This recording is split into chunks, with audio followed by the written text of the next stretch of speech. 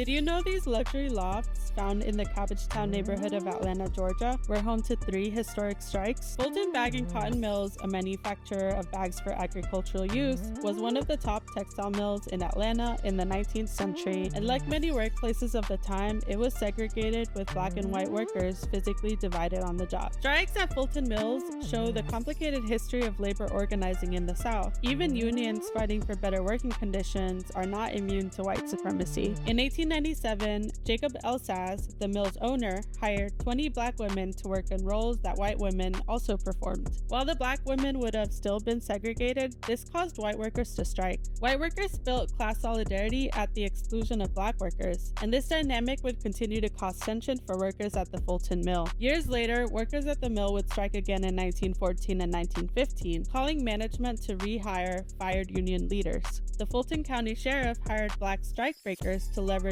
racial tension and racial division against the strikers. But the union itself also weaponized white supremacy by using pictures of black strikebreakers evicting white workers from their homes as propaganda to build sympathy for the strike. The strike eventually fizzled out when the union failed to recruit more strikers, and the company vowed not to rehire any of the workers on strike. Finally, in 1972, black and white workers experienced their first win as a union when they went out on a multiracial strike at the mill. With support from the Southern Christian Leadership Conference, the workers brought management to the table and even won some improvements for all workers. Today, the gentrification of this historic neighborhood for mill workers leaves no trace of any of this history. We are left to remind ourselves why our movement must be a multiracial working class movement, or it will be nothing at all. We only have power together, and we cannot let racial hatred break our solidarity.